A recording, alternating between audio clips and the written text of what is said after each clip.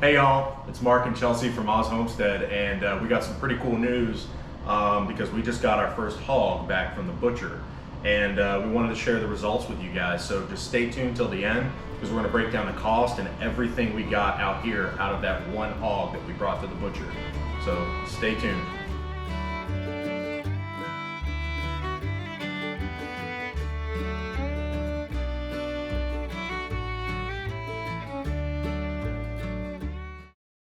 There's three main reasons why we wanted to start doing pork, and I was kind of the reason that we started it.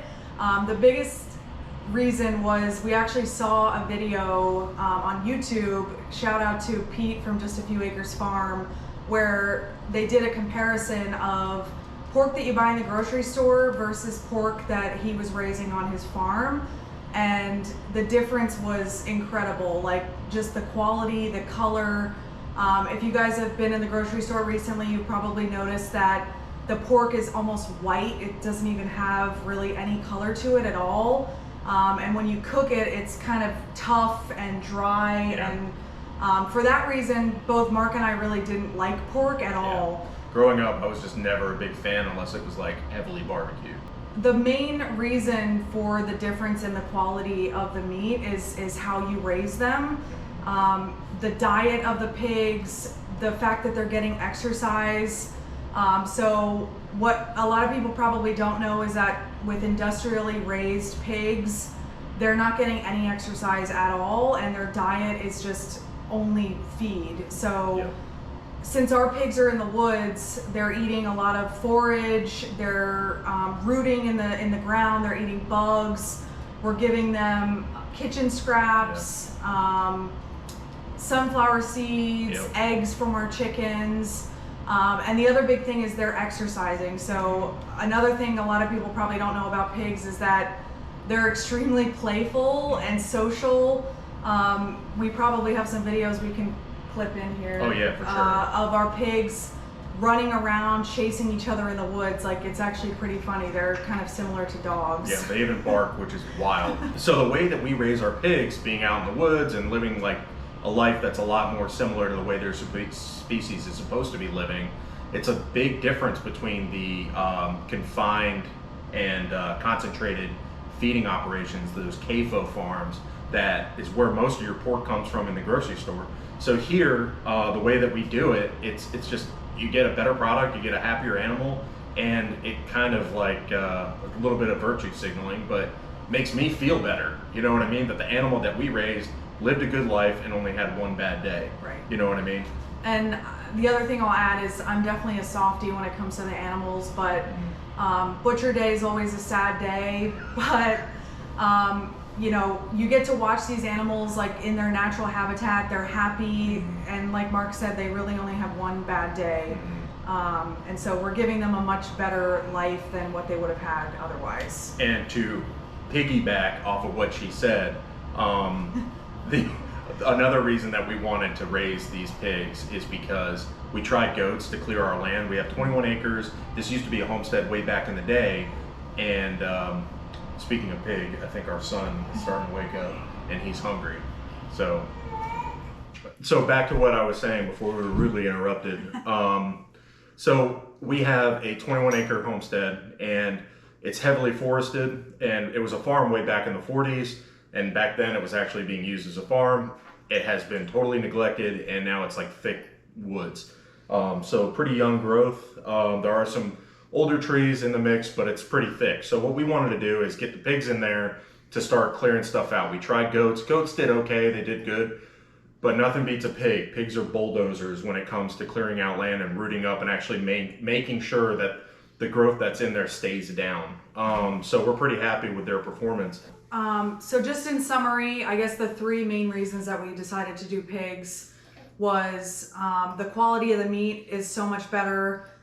Their quality of life and just like the way that you're raising them is so much better. Yep. And then they're also doing work for us, right? They're clearing out the land that we really wanted to clear out. So what we did is in January of 2024, we picked up 4 pigs. So we got 2 gilts, which are females, so young females haven't been bred yet, and then 2 boys, so 2 males that we castrated. So we picked those up. They were around 2 or 3 months old. I don't know exactly. We picked them up, brought them back to the homestead, and we raised them out in the woods. So we had their main area that was fenced in with metal. And then what we did is we put Premier One electric netting out in certain areas, and we moved them every couple of weeks. We would move them to a different area so that they could clear that area out. And you can see all the videos that I posted in the past where I used the tractor and the brush hog to clear all that stuff out so we can lay that netting so that pigs can do what they need to do. So it's a combined symbiotic relationship that we got going on with these pigs to help us do the things.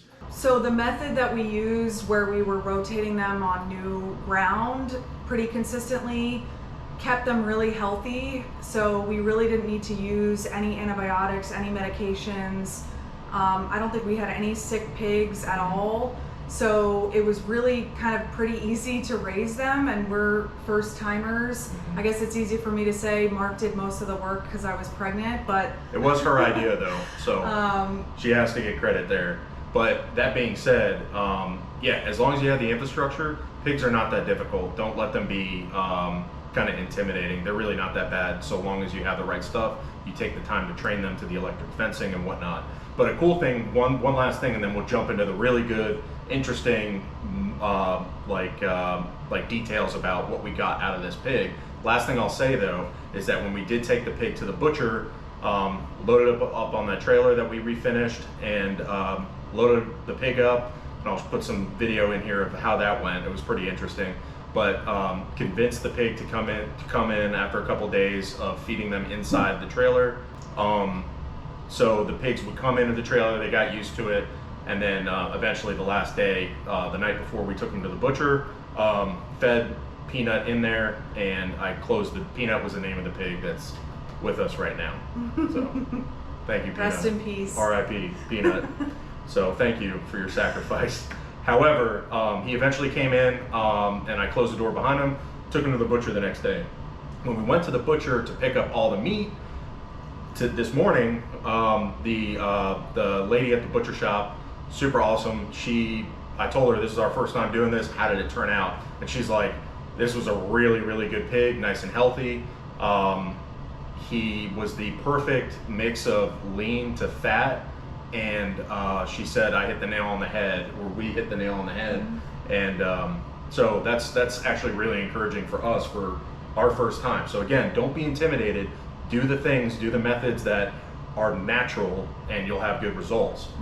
We had the pig butchered on 30 July, and then we picked up the meat today, which is August 3rd. So without further ado, let's talk about the cuts that we got. The hanging weight was 156 pounds. So that's, the hanging weight is when the pig is totally already slaughtered, or killed, and then hung up, eviscerated. And so hung up, that's what the hanging weight is. In total, from the butcher today, we got 29 packages of maple sausage. Each one is about a little over a pound each. We got 37 pounds of fat, which is not on the table, but it's in the cooler. We got 8 pork shoulders, each of them averaging about 3.5 pounds. We got 2 spare ribs, each of those are about 1 pound each. 12 bacon, packages of bacon, each of those are approximately 1 pound each. And then 10 boneless pork chops, and each of those are approximately 1/4 pound each. Yeah. So the pork chops, not massive, but eventually they make it up for taste.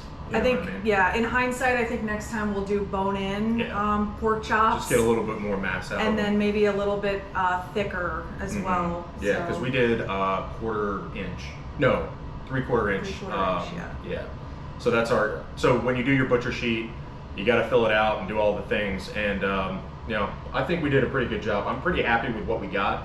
So the total cost of getting a pig butchered, getting our pig specifically butchered, and having all this nice meat here for all of us to enjoy,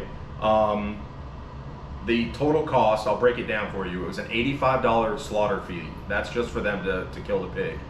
And then the hanging weight was 156 pounds. So for each pound, it costs $1.25 to have that meat packaged vacuum sealed, and that's what we decided to do. Vacuum sealed's the way to go. So total, and then also we paid an extra $5.29 to have the ground beef flavored seasoned ground pork. Oh my god! And then we paid an extra $5.29 to have the ground pork seasoned with maple sausage. So, because who doesn't like awesome pork sausage in the morning? You know what I mean? Can't beat it. So the grand total to have all this done was $286.14. So the butchers need to make money. They do a lot of work. You know what I mean? I've done deer. We do chickens. It's rough work, you know. So it is actually nice being able to drop the pig off and have that done. We pick up already packaged perfect stuff that we can take directly to the farmers market, which we're doing the weekend of August 17th. I think it's the 18th. Is that Sunday. We're going to be at the Archwood Green Barns Farmers Market just south of Gainesville, Virginia, in Fauquier County, and pretty excited. So we're going to have this delicious meat with us, this awesome pork, as well as pasture-raised poultry. So if you want to come hang out with us, meet us, and purchase some awesome food that you can't get really anywhere else other than farmers markets, come see us. So thanks for tuning in for this video. Make sure you like and subscribe, leave a comment below, and share this video with your homies, your people, and even people who aren't your people, because they need to know about this stuff so we can start making a difference in the way food is raised and start being the change that we want to see. You know what I mean, jelly beans? So thanks for tuning in.